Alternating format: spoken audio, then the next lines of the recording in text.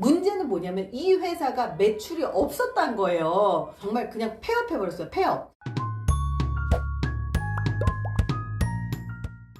안녕하세요. 이번 시간에는 리더십 중에서도 우리가 요즘에 가장 곤란한 것 중에 하나가 뭐냐면 비대면 시대 이 코로나 때문에 재택근무가 시작이 됐어요. 근데 문제는 이 재택근무라는 것을 사실 직장에 출근을 시키고 나서도 부하 직원한테 일 시키는 게 어려운데 심지어 재택근무까지 하면 얼마나 일 시키기가 어렵습니까? 그래서 오늘 이 시간에는 어떻게 하면 이 비대면 시기에 재택으로 근무하는 직원들을 잘 관리할 수 있을 것인가에 대해서 코칭이라고 하지만 실제로 일을 제대로 시키는 방법에 대해서 말씀을 드리려고 합니다. 제 소개를 좀 하자면 제가 동국대에서 강의를 하고 있고요. 미래인재개발재단이라고 하는 비영리법인 운영하고 있고요.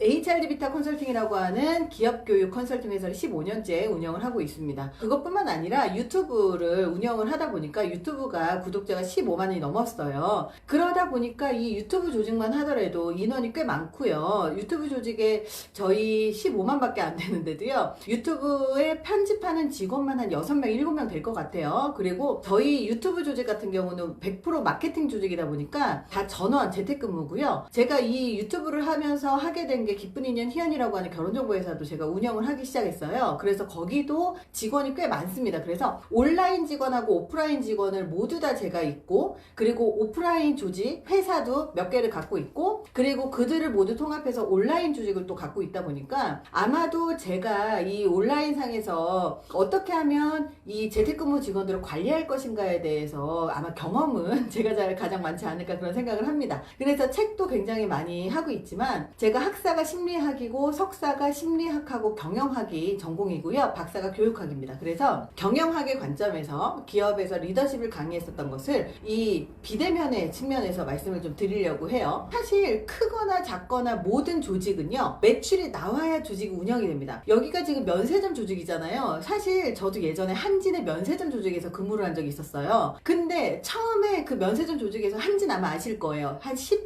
5년 전 거의 20년 전쯤에 회사 문을 닫았거든요. 근데 거기서 제가 첫 번째 그 계약직으로 입사를 했다가 1년 만에 정리해고를 당했어요. 근데 그 이야기가 왜 나오게 됐냐면 그 당시에 한진이면 굉장히 큰 대기업이었고 여기도 지금 대기업이잖아요. 현대도 굉장히 큰 대기업이에요. 근데 한진도 대기업이었고요. 그리고 이 대기업이었었는데 제가 거기를 입사를 하게 된 이유가 뭐였냐면 내부에 잦은 노사분규가 꽤 있었어요. 그 당시에 20년 전, 15년 전에 노사분규가 굉장히 빈번했고 그 노사분규가 있었던 이유 중에 하나가 월급 올려주세요. 쉬는 날 많이 뭐 해주세요. 약간 이런 것들이었어요. 문제는 뭐냐면 이 회사가 매출이 없었단 거예요. 매출이 굉장히 많이 나고 그렇게 월급 올려주세요. 뭐 이런 게 있었으면 그래도 그래 월급 많이 줄 수 있어. 우리 회사 매출 되게 많아. 이럴 수 있었겠지만 그 당시에 그 회사가 매출이 많지 않았던 거예요. 그래서 매출이 많지 않은 상황에서 노사분규가 있다 보니까 회사에서 어떤 결정을 내렸냐면 그래 아니 이 회사 뭐 얼마나 대단하게 매출이 난다고 내가 이 노사분규 직원들 월급까지 올려주면 우리 회사 망하게 생겼는데 그냥 문이 닫았자 그러고 문을 닫아버린 거예요. 정말 그냥 폐업해버렸어요. 폐업. 그래서 제가 2004년도인가 제가 정리해고를 당했거든요.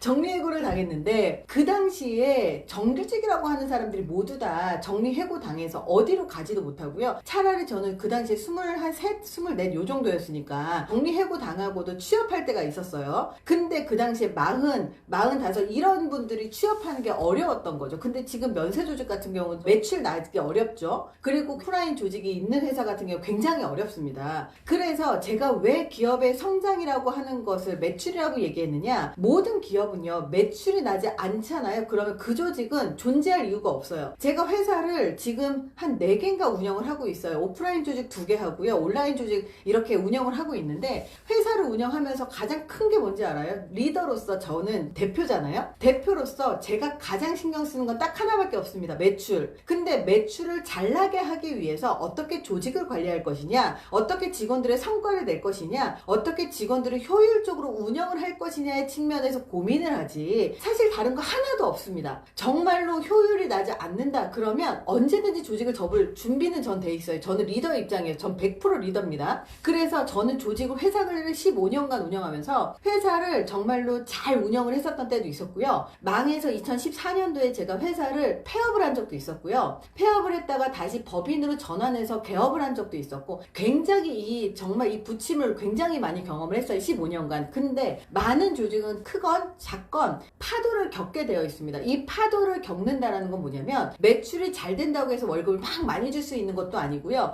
매출이 적다고 해서 회사를 막 접을 수 있는 것도 아니라는 의미예요. 그래서 우리의 조직의 가장 큰 목표는요, 매출이라는 것을 기억하셨으면 좋겠습니다. 지원 조직이 됐던, 아니면 재경 조직이 됐던, 마케팅 조직이 됐던 그 모든 조직은요, 매출과 이익을 위해서 존재하는 곳이에요. 그냥 서로 내가 잘났니 네가 잘났니 할 필요가 없이요, 그냥 매출이 안 나면 모든 조직이 잘 못한 겁니다. 매출이 나면 모든 조직이 잘한 거예요. 그래서 우리의 머릿속에 이 조직이 살아남는 것은 매출이 좌우한다는 점을 기억하시면서 이 강의를 들으셔야 돼요. 왜냐하면 우리가 갖고 있는 생각들 중에 가장 많은 게, 중간 관리자는 과연 뭘 해야 될까?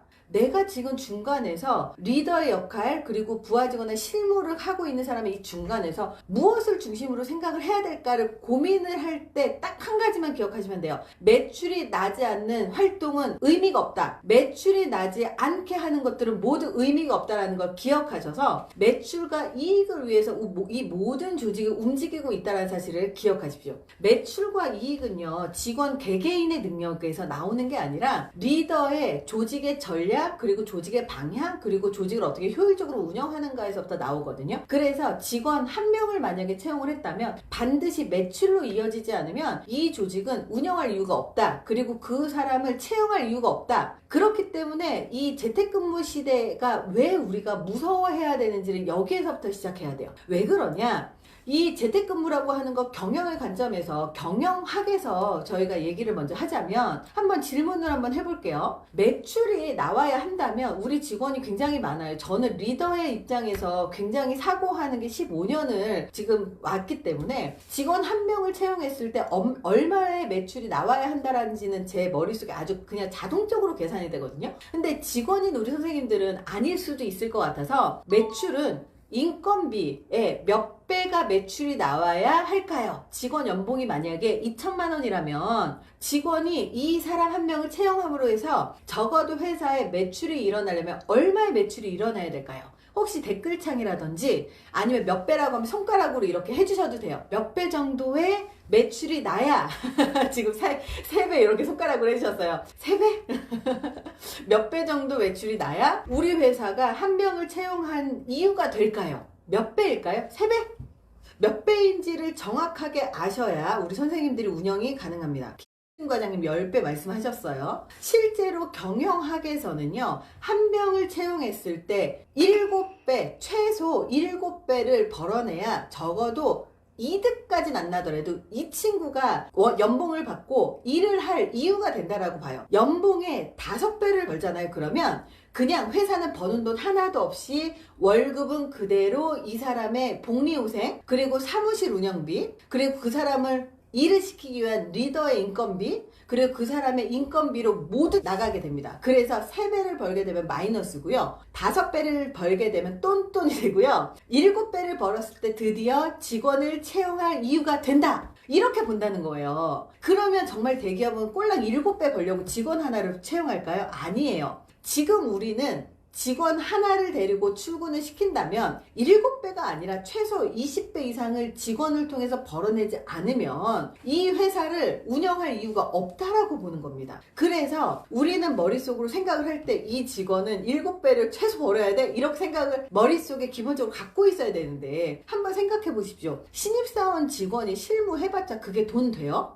돈 안 돼요. 실무 직원 이거 사무 보조 하던, 아니면 뭐 시킨 일 하던 뭘 하던 7배를 날 수 있는 효율은 누가 내냐? 리더가 내게 돼 있어요. 즉, 그 리더라는 게 뭐냐면, 지원 조직이든 인사 조직이든 총무 조직이든 경영 조직이든 리더, 큰 조직의 틀의 입장에서 봤을 때 지원이든 재경이든 마케팅이든 판매든 모든 조직은요, 이걸 모두 통틀어서 인건비 곱하기 20배, 10배의 매출을 내야 한다는 거예요. 그거를 이 지원부서, 부서, 재경 부서, 마케팅 부서, 판매 부서, 영업 부서 이렇게 다 찢어서 분배를 하는 것 뿐입니다. 그래서 그걸 봤을 때 어떻게 하면 이 사람들이 이 정도 효율을 내야 회사에 7배에서 10배는 낸다라고 하는 기본적으로 매출의 목표가 나와 있거든요. 그 매출 목표라든지 이런 것이 MBO가 괜히 나와 있는 게 아니에요. 이것들이 다 분배하는 역할이라는 사실을 기억하시면서 보셔야 된다는 거죠.